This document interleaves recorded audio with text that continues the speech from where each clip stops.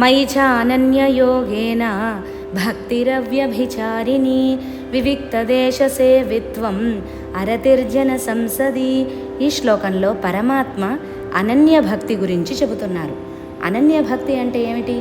నిరంతరం పరమాత్మయందు మనసుని లగ్నం చేయడమే అనన్య భక్తి అంటారు. ఈ అనన్య భక్తి వివేకం వైరాగ్యం వల్లే వస్తుంది, కానీ ఆర్భాటంగా పూజలు వ్రతాలు చేస్తే రాదు. వివిక్త దేశ సేవిత్వం ఈ రోజుల్లో ఇది సాధ్యం కాదు. అంటే సాధ్యమైనంత వరకు ఏకాంతంగా ఉండడానికి ప్రయత్నించాలి. ఈ రోజుల్లో అది సాధ్యం కాదు. 10 మందిలో ఉన్నా మానసికంగా ఒంటరిగా ఉన్నట్టు భావించాలి. అనవసర విషయాలలో తలదూర్చకుండా, అనవసరమైన సంభాషణలు చేయకుండా ఉండాలి. ఒంటరిగా ఎందుకు ఉండమన్నారంటే, ఒంటరిగా ఉన్నప్పుడు ఇతరులు పక్కన లేనప్పుడు మనం ఎవరమో మనకు తెలుస్తుంది. ఆత్మావలోకనం చేసుకుంటాం. ప్రవృత్తి మార్గం నుండి నివృత్తి మార్గంలోకి వెళతాం. అరతిర్ జన సంసదిహి అంటే ఎక్కువగా జనసమ్మర్దం కలిగిన ప్రదేశాలలో ఉండకూడదు. సాధ్యమైనంత వరకు అటువంటి ప్రదేశాలు వదిలిపెట్టాలి. ఒకవేళ వారి మధ్య ఉన్నా వారిలో కలవకుండా ఏకాంతంగా ఉంటూ వారి సంభాషణలు వింటూ అవి మనసులోకి రాకుండా ప్రయత్నం చేయాలి. వారిలో ఉంటే వారి మాదిరిగానే మారి వారిలో ఒకటైపోతారు.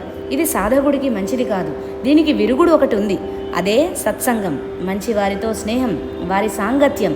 దీనివల్ల మనలో ఉన్న జ్ఞానం ఇంకా ఇంకా పెరుగుతుంది.